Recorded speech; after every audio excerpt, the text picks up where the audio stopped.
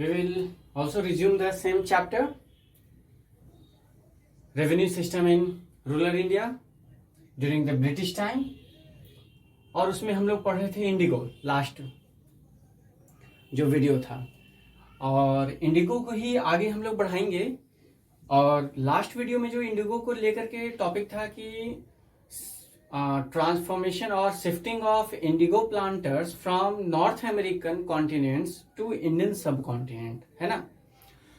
तो भारत में अब फोकस कर रहे थे ये इंडिगो प्लांटर्स। ऐसा नहीं था कि पहले इंडिगो की खेती नहीं होती थी या यहाँ पे बीज नहीं थे, यहाँ पौधे नहीं थे, लेकिन जितना जरूरत था उतना ही उसे उगाया जाता था, ज्यादा नहीं।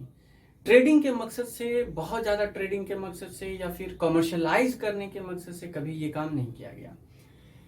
लेकिन जैसे ही यूरोपियंस को पता चला कि भारत एक सुटेबल एटमॉस्फेयर दे रहा है, एक सुटेबल क्लाइमेट दे रहा है, एक सुटेबल लैंड फॉर्म दे रहा है, या फिर जमीन उपज की इंडिगो बहुत ज्यादा उग सकता है। साथ में यूरोपियन मार्केट में इंडिगो का जो डिमांड था वो काफी ज्यादा बढ़ रहा था, बहुत तेजी से बढ़ता जा रहा था।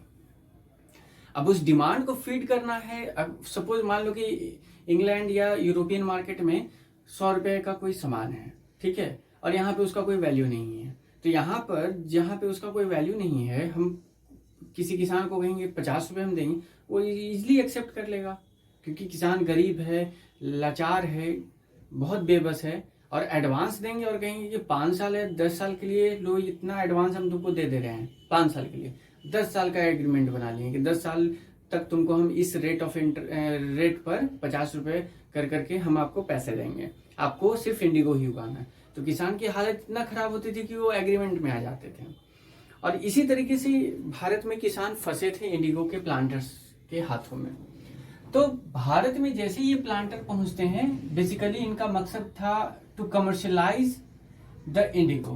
तो हम लोग इसी को एक टॉपिक बना करके आगे बढ़ते हैं, ठीक है। Commercialisation of Indigo. कमर्शियल मतलब इंडिगो को आप खरीद बिक्री ज्यादा होगा, बेसिकली बेचने के लिए, प्रॉफिट कमाने के लिए ही इसकी उगाही की जाएगी। टू इंक्रीज द प्रोडक्शन, क्यों? ताकि यूरोप में डिमांड बढ़ चुका था, बहुत रेट हाई था वहां पर, और उसके सामने में यहाँ पे कुछ नहीं था। The planter signed contract with farmers for long period, कि हम आपको 10 साल के लिए आपका जमीन इंडिगो के लिए बांध लेते हैं, कहने का मतलब फिक्स कर लेते हैं, आप अपनी जमीन पे इंडिगो ही उगाओगे। और साथ में 10 साल तक हम आपको आज के रेट के हिसाब से, सपोज किसी चीज का आज 5 रुपए कीमत है, तो अगले साल हो सकता है 6 रुपए हो जाए, 10 साल में उस चीज का 20 रुपए हो जाए। लेकिन आज की स्थिति से हमने क्या किया, 10-20 साल का हमने एग्रीमेंट बना लिया कि हर साल हम आपको 5-5 रुपए देंगे। तो 5 साल बाद तो जो बेच रहा है उसको तो तकलीफ होगा ना कि अब इसका कीमत 5 रुपए नहीं, कम से कम 8 रुपए है, और मुझे चूंकि एग्रीमेंट में मैं फंस चुका हूं तो मुझे 5 रुपए ही मिल रहे हैं।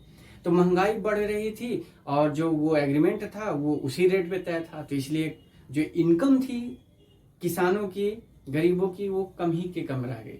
दूसरा प्रॉब्लम क्या था कि इंडिगो उसी जमीन पे उगाया जाता था जो काफी ज्यादा फर्टाइल होता था। मोस्ट फर्टाइल लैंड जो होते थे वहां पे इंडिगो की प्लांटेशन की गई।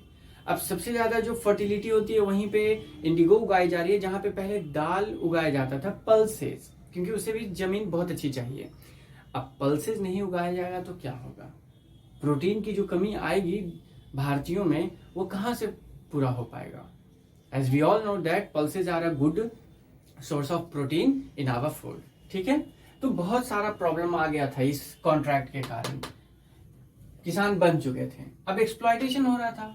जो एग्रीमेंट करा लिए थे उन्होंने तो 2 साल 1 साल का एडवांस देकर के एग्रीमेंट करा लिया, पैसा आ रहा है तो किसान खुशी खुशी, चलो भाई जहां गरीबी है वहां पर है, इतना पैसा मिल रहा है, क्या दिक्कत है। Over time income become less, जो मिल रहा था, जिस 5 रुपए पे तय हुआ था, 10 रुपए पे तय हुआ था, वो धीरे धीरे कम होने लगा। कम होने लगा कहने का मतलब कम उसका वैल्यू हो गया। कल तक इसका 5 रुपए कीमत था, ठीक था, अब 5 रुपए में ये नहीं चलेगा, अब कम से कम 8 रुपए होने चाहिए, लेकिन एग्रीमेंट में फंसे हुए हैं। और इस कारण से हालात किसानों की काफी खराब होने लगी, बद से बदतर तक चली गई। इतनी खराब हो गई कि खाने पीने के भी नहीं थे। फूड ग्रेन्स का जहां पे उगता था, अब वहां पे इंडिगो उग रहा है, कमर्शियलाइजेशन हो चुका है, खाने पीने के सामान है नहीं। इस स्थिति को देखते हुए दीनबंधु मित्र, माफ कीजिएगा यहाँ पे दीनबंधु का डी कैपिटल होना चाहिए, ठीक है, डी कैपिटल होना चाहिए, नाम है दीनबंधु मित्र। ये एक शख्स थे जिन्होंने एक ड्रामा लिखा है, प्ले लिखा है 1860 में, नील दर्पण के नाम से। काफी फेमस बुक है ये, दीनबंधु मित्र का नील दर्पण। अब क्वेश्चन भी पूछा जाता है कई बार, तो इसका सिविल सर्विसेज में भी क्वेश्चन आया है।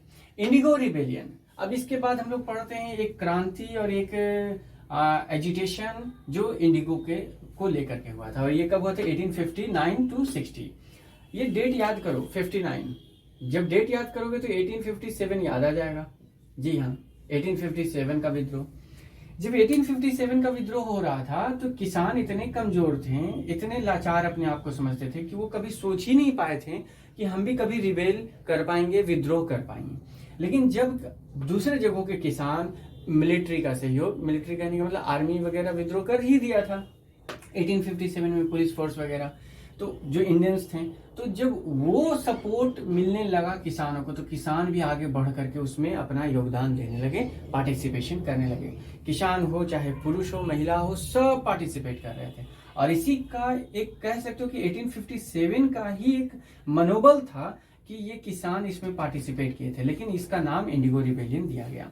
फार्मर डिनाइड टू वर्क, पहले तो हम काम नहीं करेंगे, जाओ तुम्हारा एग्रीमेंट है तुम अपने पास रखो, on the land, farm land. The cultivator attacked, जो फार्मर थे कल्टिवेटर्स पे अटैक किए और उन फैक्ट्रीज पे भी अटैक किए जहां पे प्रोसेसिंग का काम होता था, इंडिगो बनाने का काम होता था, या फिर किसी भी तरह का इंडिगो से रिलेटेड प्रोसेसिंग या पैकेजिंग का काम होता था। प्लांटर्स के एजेंट्स होते थे जिसको गुमाथास कहा जाता था, ठीक है। प्लांटर्स जनरली खेतों में नहीं जाया करते थे, वो एक एजेंट रखते थे, जाकर के देखना है काम कर रहा है कि नहीं, काम हो रहा है कि नहीं, प्रोडक्शन कितना नीचे गया कितना ऊपर गया, इन चीजों का देखरेख करने के लिए उन्हें गोमाताज कहा गया है। ये 1 मार्क्स में आता है, 10th में भी इस नाम का जिक्र मिलेगा, नेशनलिज्म इन इंडिया में, तो इसे ध्यान में रखना है। तो ये प्लांटर्स के एजेंट थे, इनको पीटा गया। सोच लो कितना हिम्मत आ गया है। Farmers boycotted the Indian servants, ऐसे भारतीय सर्वेंट्स जो यूरोपियन प्लांटर्स के लिए काम करते थे उनको बाइकआउट कर दिए। हम आपसे कोई रिश्ता नहीं रखना चाहते हैं, आप जहां रहना रहो, आपसे बात नहीं करेंगे, आपको हम सर्विस नहीं देंगे, सब्जी है, भाजी है, फल है, फूल है, हम आपको नहीं बेचेंगे। इस तरह से बाइकआउट किया गया। इसका इम्पैक्ट काफी हेवी था। Women's also participated in the revolt, बहुत बड़ी बात है, महिलाएं जनरली इन चीजों से दूर रहती है लेकिन पार्टिसिपेट की। At the same time local जमींदार ज्वाइन, कुछ जमींदार जो थे ये देख रहे थे कि प्लांटर्स जो बाहर से आए हैं उनकी इनकम बढ़ गई है, इनकी इनकम खराब हो गई है, तो अब चूंकि मेरी इनकम खराब हुई है और बाहर से प्लांटर्स आके अर्निंग बढ़ा रहे हैं, तो मैं तो उनके खिलाफ में रहूंगा, तो किसानों का सपोर्ट कर दिया। तो कुछ जगहों पे जमींदारों ने इसमें भी ज्वाइन किए थे। Wide spread nature of rebellion, ये रिबेलियन पूरे बंगाल में फैल चुका था। याद रहे भारत में जब ये इंडिगो के बारे में बात हो रही है तो बेसिकली बंगाल के बारे में बात हो रही है, बंगाल के बारे में बात हो रही है, ठीक है। बिहार नहीं है उसमें, छत्तीसगढ़ नहीं है, फिर कोई दूसरा राज्य नहीं, सिर्फ बंगाल के बारे में बात हो रही है। तो वाइड स्प्रेड जो इसका प्रभाव था पूरे रीजन में, उसको देखते हुए एक सोच डेवलप हुआ ब्रिटिशर्स में कि हमें एक इंडिगो कमीशन बनाना चाहिए जो ये हमेशा देखता रहे कि इतना बड़ा रिबेलियन नहीं हो, नहीं तो रिबेलियन बार बार होगा, बार बार विद्रोह होगा, तो इससे प्रोडक्शन हैम्पर करेगा, डिमांड वहां ज्यादा है यूरोप में, फिर हम नहीं बेच पाएंगे तो दूसरे जगह पे मार्केट शिफ्ट हो जाएगा, हमें नुकसान होगा, भारी नुकसान होगा। तो इसे कंपेंसेट करने के लिए इन्होंने खुद के लिए ही सही इंडिगो कमीशन बनाया। इसका ऑब्जेक्टिव क्या था? ऑब्जेक्टिव मैंने इस पॉइंट में लिखा है, it was set up to look into the system of indigo production and suggest changes. Production में ध्यान दे करके देखना कि क्या कमी रह गया, क्या प्रॉब्लम रह गया किसानों को लेकर के या किसी चीज को, जमीन को लेकर के, अगर कुछ सजेशन है तो वो भी देता था। फाइंडिंग टफ कंडीशन, अब प्लांटर्स जब ये इंडिगो कमीशन लागू कर दिया गया तो वहां पर थोड़ा टफ हो गया था कि कम वेजेस दे करके काम करवा पाना। एक वेजेस तय कर दिया गया कि किसानों को इतना ही दिया जाएगा बंगाल में। अब चूंकि मैं कल तक 5 रुपए दे रहा था, अब मुझे कहा जाएगा 10 रुपए 15 रुपए दो, it will become tough for me, क्योंकि अगर 5 रुपए में मैं इसे से काम करा करके 5 रुपए का सामान मैं यूरोप में 20 रुपए में बेच रहा हूँ, प्रॉफिट है, लेकिन 15 रुपए मुझे देने पड़ेंगे तो प्रॉब्लम है। इस कारण से ये जो प्लांटर्स हैं वो क्या किए, अपने आप को शिफ्ट कर लिए बिहार में। जी हाँ, बिहार में। Finding tough condition, planter shifted to Bihar from Bengal. Exploitation continue रहा, बंगाल में थोड़ा एक्सप्लॉयटेशन कम गया है, लेकिन बिहार में तेज हो गया, बहुत तेज हो गया। और ये एक्सप्लॉयटेशन तब तक चला जब तक कि गांधी जी वहां पर नहीं पहुंचे और चंपारण मूवमेंट नहीं हुआ। चंपारण मूवमेंट 1916-17 कहलाता है, ठीक है। बेसिकली 16 में ये शुरू किया गया था और गांधी जी पहुंचे थे 1917 अप्रैल में, ठीक है। और गांधी जी जब पहुंचे तो ये इंडिगो का जो प्रॉब्लम था किसानों का, उसे सॉल्व किए थे और नेशनल हीरो के रूप में कन्वर्ट हुए थे। From this you can say that Champaran movement became the beginning of the popularity of Mahatma Gandhi. ठीक है, चैप्टर आपका ऑलमोस्ट खत्म हो चुका है। फिर भी आपको प्रॉब्लम है, कभी भी समय, किसी भी समय में आप मुझे टेक्स्ट कर सकते हो, व्हाट्सएप कर सकते हो, फोन कॉल कर सकते हो और पूछ सकते हो। Okay, thank you.